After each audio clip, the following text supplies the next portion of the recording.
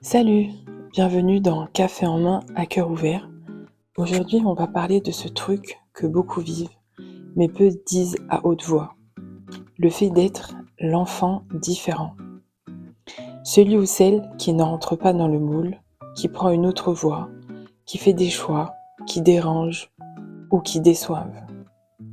Peut-être que toi aussi, on t'a déjà regardé avec un air de « c'est ça que tu veux faire dans ta vie ?» Ou peut-être que tu as déjà juste eu ce sentiment de ne pas être comme il faut. Moi, je connais bien cette sensation. Et aujourd'hui, j'ai envie qu'on en parle ensemble, à cœur ouvert. Quand être soi devient une source de conflit. Dans beaucoup de familles, il y a un moule invisible, une trajectoire attendue. Études sérieuses, mariage, enfants, stabilité. Pas trop d'extravagance, pas trop de remous.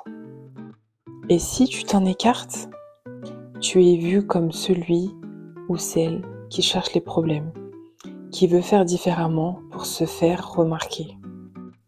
Ce que beaucoup ne comprennent pas, c'est que parfois, être différent, différente, ce n'est pas un choix de provocation, c'est une nécessité.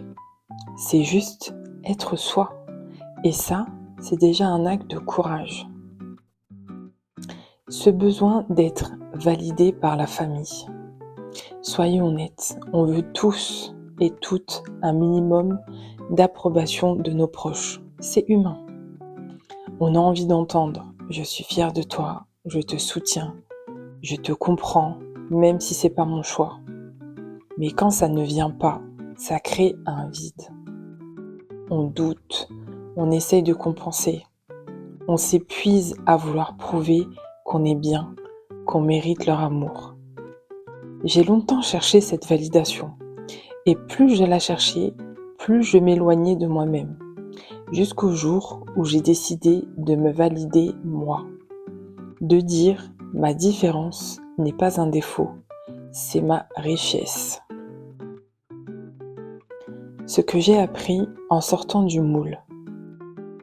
À chaque fois que j'ai osé m'affirmer, il y a eu des réactions, des remarques, des silences, des regards qui jugent. Mais avec le temps, j'ai gagné quelque chose de bien plus précieux, la paix intérieure. Et cette paix, elle est non négociable. Elle vaut toutes les validations du monde. Être différent, être différente, ça ne veut pas dire être en guerre. Ça veut dire vivre avec intégrité. Même si certains ou certaines ne comprennent pas, même si certains ou certaines ne comprendront jamais. Un petit mot pour toi qui te sent à part. Peut-être que tu as choisi une autre religion, une autre orientation, une autre façon d'aimer. Peut-être que tu ne veux pas d'enfant ou que tu rêves de voyager à l'autre bout du monde.